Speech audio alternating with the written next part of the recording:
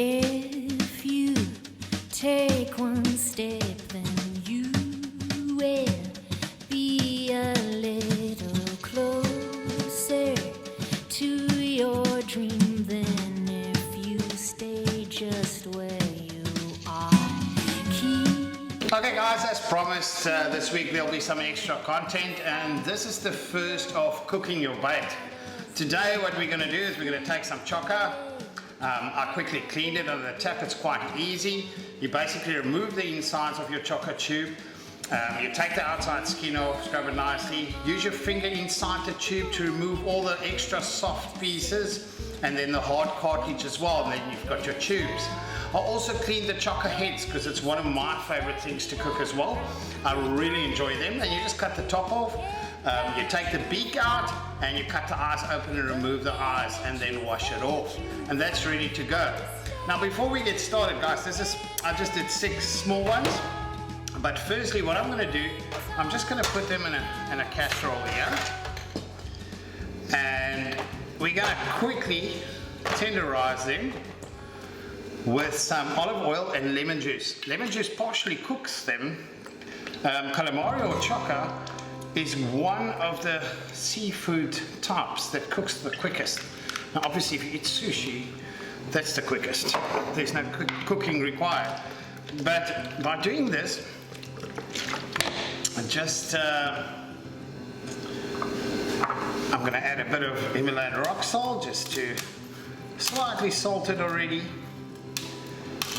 And then some freshly ground pepper. Now this goes in almost all my food. I love freshly ground pepper. I've actually got a bowl of peppercorns with a crusher. Okay guys, and then I'm going to run you through a very quick, the heads, of course, they need to be soaked as well. Actually want to add some lemon juice on that, and we'll add additional seasoning on the fire as well. Choo, choo, choo, choo, choo, choo, choo. All right, okay, finish with that. Now that's our chokka tubes. All right, you're gonna need some toothpicks. I've got some feta cheese. I've got some pepper dews. This is the vinegary pepper dews, not the sweet ones. Obviously they're sweet by themselves, but this is homegrown, homemade. And then fresh garlic. I'm a big fan of fresh garlic. Then Thai chilies, can't always get them, so we cut them up, put them in olive oil to preserve them. That's a mush up I do with fresh ginger, fresh turmeric, and a bit of garlic, well, fresh garlic, some olive oil and a bit of vinegar to preserve that, and that I've always got in my fridge. Some onion, black pepper, I mentioned, a little bit of mayo, I don't want to use too much.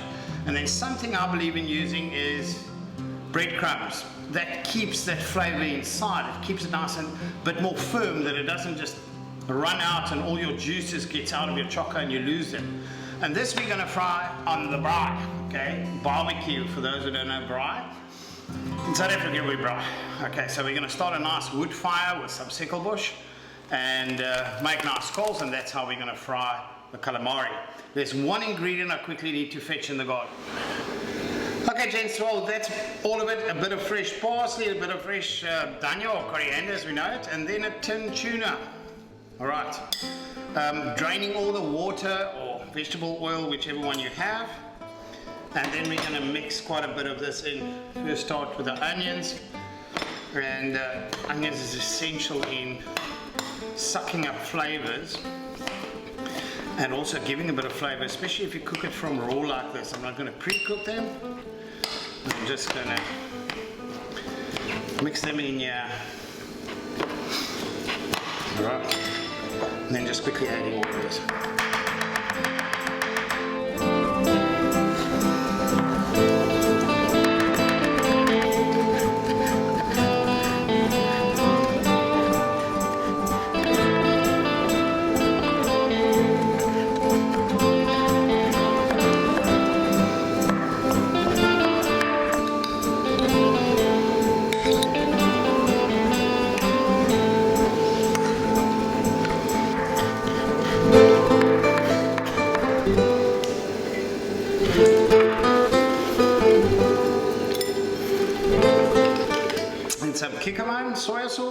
little bit I'm putting in.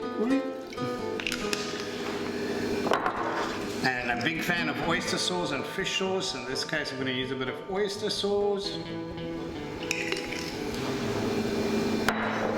And then we're going to mix this first and then apply or add some breadcrumbs to mush that up. Now look at that filling. Guys, without having to do anything with this, you can eat it just like this. On salty cracks, on bread, whichever way. Beautiful. It looks delicious.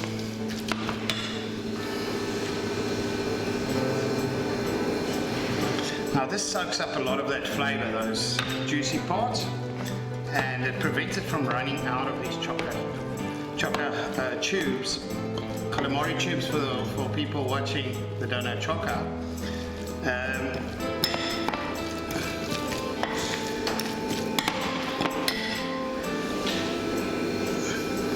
also makes it much nicer when it's finished cooking to slice it up in the plate when you dry this out a bit. It will, believe me, it makes a lot of juices once you cook it. So it'll still make enough juices. Alright, now let's just take a tube, show you guys quickly. Take that.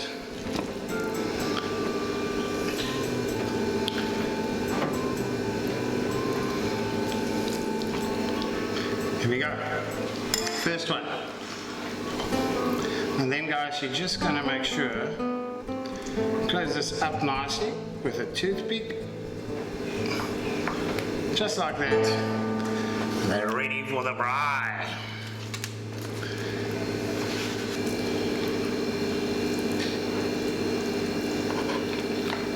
Say goodbye, Caroline Roll. Alright gents, now it's putting them on the fire. Our coals are ready. Normally when you scratch them open like that, especially for just your normal braais, you're going to let it settle a bit, let the ash build up onto the actual coals you've created. So it's not too hot, it's a very, very warm fire. But with the Chokka, that doesn't really matter. You want them to almost burn a little bit. They don't really burn like chicken. Ironic, everything's like chicken, but it doesn't quite taste like chicken. We'll put them. Now, with the heads, one thing I really enjoy about the heads is getting them crispy.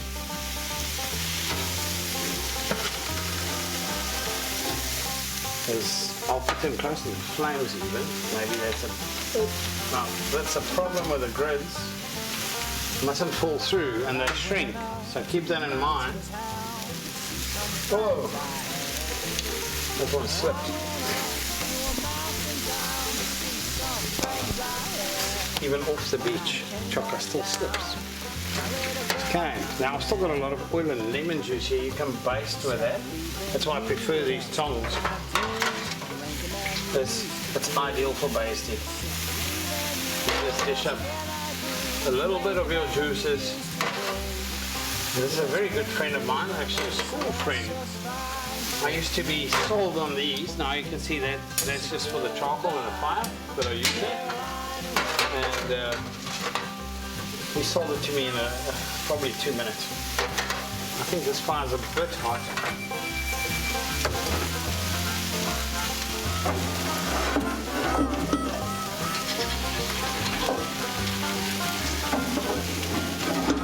Nice, it's an incredible smell. That smell is just... And that's part of seafood. The cooking, when it comes to cooking seafood, is that smell you get from frying prawns and putting them on the braai like this, and crayfish, and we'll do some crayfish this week as well.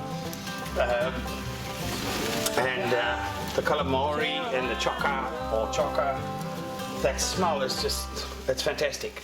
And I know for a fact I've got at least 10 or 20 houses that's got this smell coming towards their homes, and they're going to smell that and they're going to be salivating. So brilliant. This we can have as a starter. And I'm quickly going to prepare a nice steak, a rump steak, which we'll have as a main meal. So yeah, let's leave that. Cook it nicely. I cook it a bit slower now. Lifted it so it's a bit slower. Cook it from the bottom, and then I'm going to just pop them around to cook on the other side, so it cooks nicely through. Nothing in there you can't eat. And another thing about calamari or chokka, it cooks so quickly. 40 seconds in boiling water. And it's cooked. So you're not going to be worried about anything being raw or anything like that. But I enjoy this specific meal or this specific dish just to cook it a bit longer, quite a bit longer, on both sides. Get it nice, almost crispy, that darker brown color, where it's a little bit char grilled with the flame sometimes as well to start it off. But not today. Today we're just doing it plain like that. And then you cut it up, and those slices you fold into nice greens, like any of your leaves, your salad leaves, rocket, or any of that, and you fold it into that and you eat it by hand. Very important. For the ladies that don't want to use their hands, get over it, or pull out your knife and fork.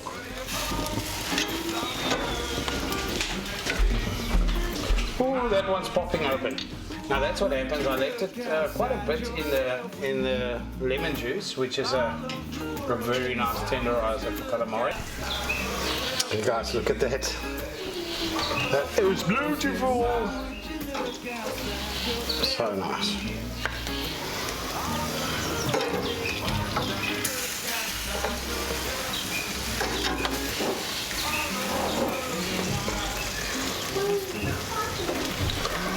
I really wish you guys can smell this.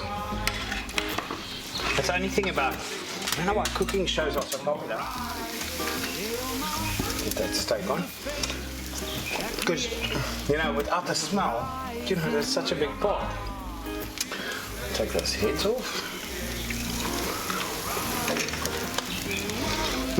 Those Thai chilies did its job. It's got a nice bite in it. If that's what you like, otherwise you just leave them out.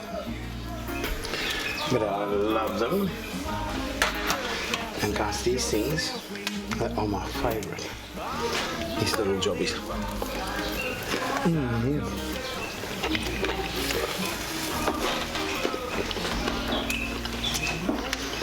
I'll show you guys.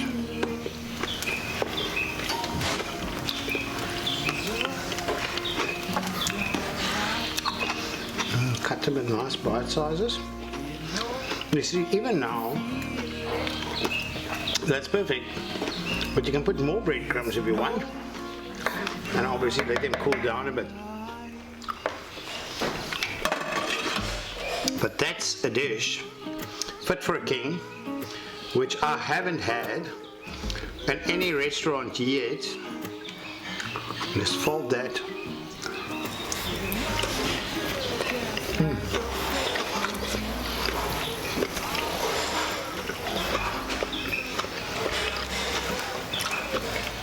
It's a mouthful. But the greens bring that crisp to it. The onions are still a bit crisp. And all that flavor of the actual stuffing has gone into the calamari. Guys, definitely give that a try. Cook your bait. Don't chuck it away. It's really worth cooking. The thing with calamari or chokka, as we know it, South Africa, all the chokka we use for bait, it's our export quality. The calamari you're buying is not quite the export quality. So the bait, when you don't want to use it for bait anymore in fishing, it's great for eating. Remember that. And it goes without saying, guys, all the chokka and calamari from Adcan Marie. Thanks, Dimitri. My hometown, I met a pretty girl there. Well, I remember in my hometown when I met a pretty girl there, and her little white dress at the county fair. She took my hand. Big bites. Only big bites. And I loved it. She took my hand. We made some plans. You see, then she can't complain if it's not nice. So you must always, if someone's tasting, make sure it's big enough that they can't say anything. meet us in all ASFN spirit today. And guys, thanks for watching. Make sure you subscribe, make sure you hit that notification little bell button, and select all to get all the notifications. That's alright. That's how it should be. That you get all the notifications. Thank you very much for watching, and make sure you like the videos. It really helps us. This is calamari. Chokka. No, you like playing with it.